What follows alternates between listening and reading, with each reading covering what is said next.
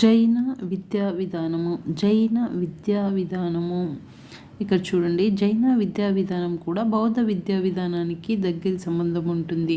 ఇవి రెండు, బౌద్ధ విద్యా విధానము, జైన విద్యా విధానము రెండు ఒక నాణ్యానికి బొమ్మ బొలుసు లాంటివి. జైన విద్యా విధానము. జైన అనే పదము జిన్నా అనే పదము నుండి వచ్చింది. జిన్నా అనగా విజేత, జయించినవాడు అని అర్థము. జిన్నా అనగా విజేత, జయించినవాడు అని అర్థము. జైన మతం గురించి చెప్తున్నాము ఇప్పుడు. జైన మతాన్ని ప్రారంభించిన వ్యక్తి ఎవరు అంటే ఋషభనాథుడు. జైన మతాన్ని ప్రారంభించిన వ్యక్తి ఎవరు? ఋషభనాథుడు. ఈ మతాన్ని ప్రాచుర్యంలోకి తెచ్చినది ఎవరు? స్థాపించినది అంటే ప్రారంభించినది ఒకరు, ఋషభనాథుడు. అయితే ఈ మతాన్ని ప్రాచుర్యంలోకి తెచ్చినది ఎవరు అంటే 24వ తీర్థంకరుడు, వర్ధమాన మహావీరుడు. 24వ తీర్థంకరుడు, వర్ధమాన మహావీరుడు ఈ మతాన్ని ప్రాచుర్యంలోకి తీసుకురావడం జరిగింది. ఈ వర్ధమాన మహావీరుడు 24వ తీర్థంకరుడుగా చెప్పుకున్నాం కదా. ఇతని యొక్క బిరుదులు ఏంటి? సర్వజ్ఞుడు, జిన్నుడు అనే బిరుదులు ఉన్నాయి. ఇతనికి 2 బిరుదులు ఉన్నాయి. సర్వజ్ఞుడు, జిన్నుడు అనే 2 బిరుదులు ఉన్నాయి. జైన మతాన్ని జైనులు ప్రతి ప్రాణికి పునర్జన్మ, ఆత్మలు ఉంటాయని నమ్మేవారు. అంటే జైన మతస్థులు ఏం నమ్మేవారు అంటే ప్రతి ప్రాణికి పునర్జన్మ, ఆత్మలు ఉంటాయని నమ్మేవారట. అహింస వీరి యొక్క ఆశయం. జైన మతం యొక్క ఆశయం ఏంటి? అహింస వీరి యొక్క ఆశయము. జైన విద్యకు త్రిరత్నాలు, పంచమహారథాలు ఆధారాలు. జైన మతానికి త్రిరత్నాలు, పంచమహారథాలు ఆధారాలు. త్రిరత్నాలు అంటే ఏంటి?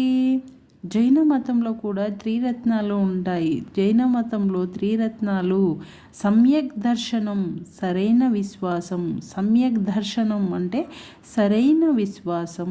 సమ్యక్ జ్ఞానం అంటే సరైన జ్ఞానం. సమ్యక్ చరితం అంటే సరైన ప్రవర్తన. వీటిని ఏమంటారు? త్రిరత్నాలు అంటారు. జైన మతంలో త్రిరత్నాలు ఉంటాయి. సమ్యక్ దర్శనం, సమ్యక్ జ్ఞానము, సమ్యక్ చరితము అనే త్రిరత్నాలు ఉంటాయి. అదేవిధంగా చూసినట్లయితే పంచమహారథాలు అంటే ఏంటి? పంచమహారథాలు అంటే ఒకటి అహింస, సత్యం మాట్లాడటం.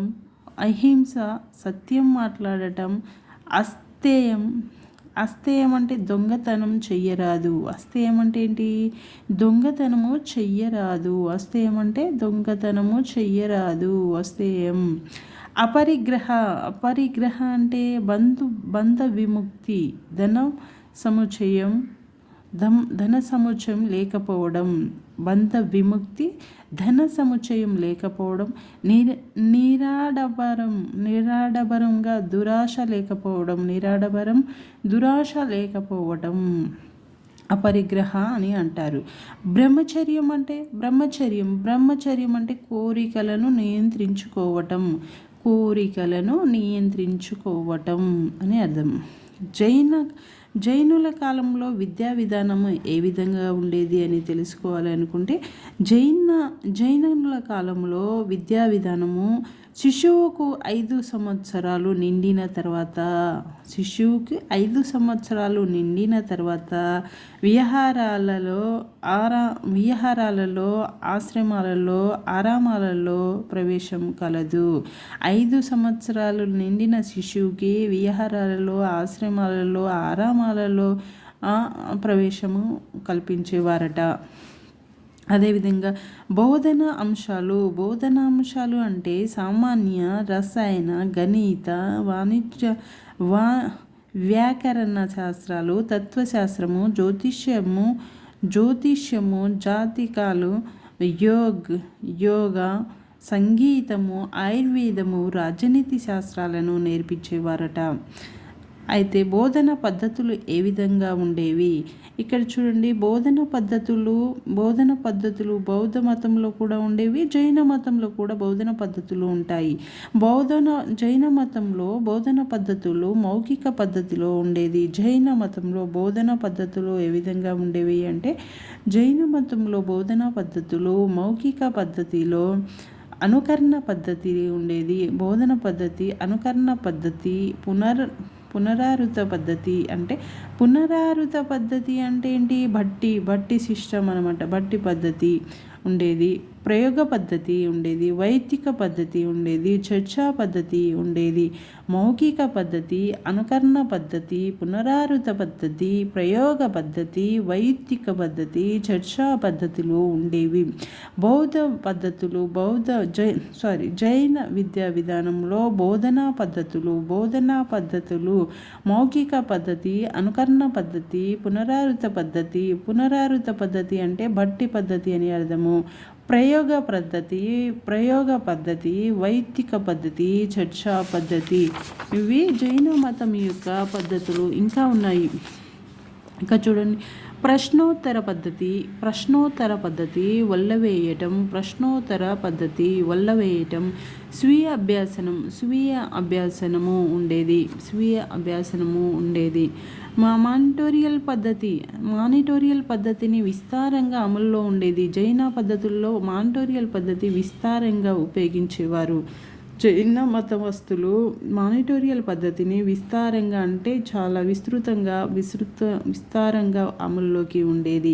బోధన భాష, వీరి యొక్క జైన మతంలో బోధన భాష ఏ భాషలో ఉండేవి అంటే, జైన మతంలో బోధన భాషలు ప్రాకృతము, పైశాచికము, ప్రాలి 3 భాషల్లో బోధన జరిగేది. జైన మతంలో బోధన విద్యా విధానము ఏ విధంగా జరిగేది అంటే, ఏ భాషల్లో జరిగేది?